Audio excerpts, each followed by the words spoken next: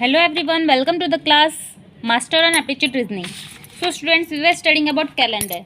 Today we will solve some different type of problems on calendar. Okay. So if question has been asked, what dates of April 2001 did Wednesday fall? देखो, हम लोग पहले class में क्या करते थे, हम लोग उनको डेट्स पता रहता था, मंथ पता रहता था, ईयर पता रहता था, लेकिन इस क्वेश्चन में हमें क्या निकालना था, उस केस में हम लोग उनको कौन सा डे है निकालना था।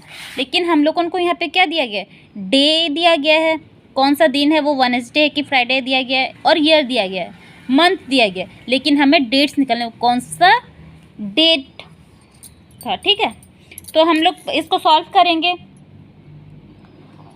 हमें डेट नहीं दिया गया है, तो हम लोग क्या एज्यूम कर लेंगे, assume first of the month. Okay, कोई सा भी क्वेश्चन दिया हो, मानो अप्रैल हो, अगस्त हो, दिसंबर हो, कुछ भी हो, उसको फर्स्ट ऑफ दैट मंथ सोचेंगे। तो यहाँ पे हम क्या सोचेंगे, फर्स्ट ऑफ अप्रैल 2001 ऐसे एज्यूम करेंगे। तो इसको हम उसको वही तरीके में सॉल्व करेंगे जैसे हम लोग इसको स्प्लिट करते थे। पहले देखेंगे ये एक ऑर्डिनरी ईयर है कि लीप ईयर है, ये एक ऑर्डिनरी ईयर है, हमें पता है ऑर्डिनरी ईयर। फिर हम लोगों ने इसको स्प्लिट कैसे करते थे, ये हम लोग उनका डायरेक्ट 2000 में स्प्लिट हो जाएगा। 2000 यस प्लस कुछ मंथ, दैट इज जनवरी से लेके जनवरी, फरवरी, मार्च, हाँ मार्च ही रहेगा, मार्च, और एक दिन जो हम अप्रैल का ले रहे हैं, समझे। ये एक ऑर्डिनरी ईयर है तो फरवरी का नंबर ऑफ 4 डेज 0 रहेंगे, और ये एक सेंचुरी ईयर है, इसका हम लोग को डिवाइडेड बाय 400 एक सेंचुरी ईयर है। सेंचुरी ईयर के लिए हम लोग उनके पास 400 का पता है, हम लोग उनको नंबर ऑफ 4 डेज 2 होता है, नंबर ऑफ 4 डेज 0 होता है, तो इसके लिए नंबर ऑफ 4 डेज 0। जनवरी के लिए 3 होता है पता है, फरवरी 0 होगा, मार्च हम लोग को उनका 3 होता है, +1, ये हो गया 7। 7 को हम लोग डिवाइडेड बाय 7 करेंगे तो ये 1 वीक 0 और डे हुआ। ये 0 और डे बोलने से ये संडे होता, संडे है, मतलब 1 अप्रैल, फर्स्ट 1 तारीख जो हो रहा है वो संडे गिर रहा है। तो वेडनेसडे कौन कौन सा दिन गिरेगा, संडे 0 था, संडे, मंडे, ट्यूसडे, वेडनेसडे, और 3 दिन ऐड करो। जैसे यहाँ पे हो गया हम लोगों का 1 तारीख, 1 अप्रैल हम लोग उनका गिरा संडे, 1 अप्रैल संडे गिरा, तो वेडनेसडे क्या गिरेगा, वेडनेसडे के लिए प्लस भी कर दो, वेडनेसडे के लिए, क्योंकि संडे, मंडे, ट्यूसडे, वेडनेसडे, और 3 दिन आगे लाना है, और 3 दिन के लिए मतलब ये 4 अप्रैल। 4 अप्रैल में हम लोग उनका आ जाएगा, 4 अप्रैल में हम लोग उनका आ जाएगा वेडनेसडे। ऐसे ही +7 करेंगे, +7 करेंगे तो हम लोग उनका 11 अप्रैल भी आ जाएगा, 11 अप्रैल भी वेडनेसडे आएगा। फिर +7 करेंगे 18 अप्रैल भी हम लोग उनका वेडनेसडे आएगा। फिर +7 करेंगे 25 अप्रैल भी हम लोग उनका वेडनेसडे आएगा। तो कौन कौन से डेट्स हम लोग उनको मिल गए, 4, 4, 11, 18 और 25, इन चारों डेट्स में हम लोग उनका क्या आएगा, वेडनेसडे आएगा। पता चला ये कैसे हुआ, हम लोग उनको डेट्स निकालने हैं, डेट्स हम लोग निकाले, वेडनेसडे कौन कौन सा दिन होगा अप्रैल 2001 का, तो हम लोग उनको पता चला 4, 11, 18 और 25 तारीख को हम लोग उनका वेडनेसडे आएगा। ठीक है, मैं एक और क्वेश्चन सॉल्व करती हूँ ताकि आप लोग क्लियर हो जाओ। ये थोड़ा हटके क्वेश्चन था, आप क्लियर हो जाओगे।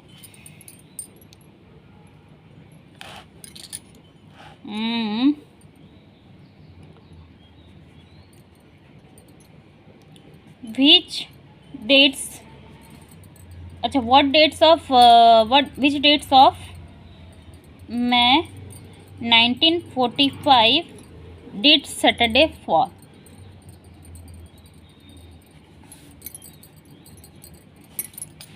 मई 1945 में सैटरडे कौन कौन से दिन में आते थे, हम लोग उनको ये निकालना है। ठीक है, तो मैं क्या बोली आप लोगों को पहले, वैसे ही एज्यूम कर लो। एज्यूम 1 मई 1945। फिर ये चेक कर लो ऑर्डिनरी ईयर है कि लीप ईयर है, सिंपल ऑर्डिनरी ईयर है। फिर इसको स्प्लिट अप कर लो, ये स्प्लिट अप 1600, 300, ये हो गया 19 प्लस 44 ईयर्स। इसको 44 ईयर्स कर रही हूँ क्योंकि हम लोगों का ये ईयर कंप्लीट नहीं हुआ है। 44 ईयर्स प्लस जनवरी से लेके जनवरी, फरवरी, मार्च, अप्रैल तक, प्लस 1 में एक दिन। ओके, ये समझ आया। तो इसके लिए हम लोगों को पता है इसका ऑड डे 0 है। 300 के लिए हम लोगों का ऑड डे 1 है। 44 ईयर्स के लिए हम लोगों को चेक करना है कितने ऑर्डिनरी ईयर्स हैं, कितने लीप ईयर्स हैं, डिवाइडेड बाय 4 करो, सिंपल। तो हम लोगों को पता चल जाएगा 11 लीप ईयर है और बाकी बचे कितने, 33 ऑर्डिनरी ईयर्स हैं। ठीक है, ये पता चल गया। तो ऐसे ही 11 × 2 प्लस 33 × 1 प्लस ऐसे फरवरी से लेकर अप्रैल तक का हम लोगों को पता है ये एक ऑर्डिनरी ईयर है, तो उसका फरवरी के लिए 0 ही होगा, अप्रैल के लिए 3 होगा, मार्च के लिए 3 होगा, अप्रैल के लिए 1, अप्रैल के लिए 2। ये हम लोगों को पता है। ये आप लोगों को कितने नंबर ऑफ डेज होते हैं करके, जनवरी में 31 डेज होता है, 3 ऑड डे, फरवरी में 28 डेज होता है, 0 ऑड डे, मार्च में 31 डेज होता है इसलिए 3 ऑड डे, अप्रैल 30 डेज का होता है इसलिए 2 ऑड डे। ये सबको पता है। तो वैसे हम लोगों ने इसको सॉल्व कर देंगे, कितना आएगा 1 + 22 + 33 + 9, 3339। ओके, तो ये आ गया हम लोगों का 65 डेज। अब हम लोगों ने इसको वीक्स में कन्वर्ट कर लेते हैं। 7 वीक डिवाइडेड बाय 7 कर देंगे, 2 डेज हुआ। 2 डेज बोलने से 0 is Sunday, 1 is Monday, 2 is Wednesday, 2 is Tuesday. तो हम लोगों को ये पता चला 1 मई 1945 ट्यूसडे है। लेकिन हम लोगों को निकालना क्या है, सैटरडे निकालना है। हम लोगों को निकालना सैटरडे है, ये ट्यूसडे है। ट्यूसडे से और कितना दिन ऐड करना पड़ेगा, वेडनेसडे, थर्सडे, फ्राइडे, सैटरडे, और 4 दिन ऐड करना पड़ेगा। तो ये फर्स्ट एक में 4 दिन और ऐड कर देने से ये 5th हो जाएगा। 5 मई 1945 क्या होगा, सैटरडे होगा कि नहीं। ऐसे ही यहाँ पे +7 करते जाओ, कौन कौन सा दिन होगा पता चल जाएगा। +7 करोगे तो ये क्या आएगा, 12th में आएगा। फिर फर्दर +7 कर दो, 19th में आएगा। फिर फर्दर प्लस कर दो, 26th में आएगा। फर्दर प्लस करने से नहीं आएगा, चलो फर्दर प्लस करोगे तो वो डेज में होते ही नहीं है।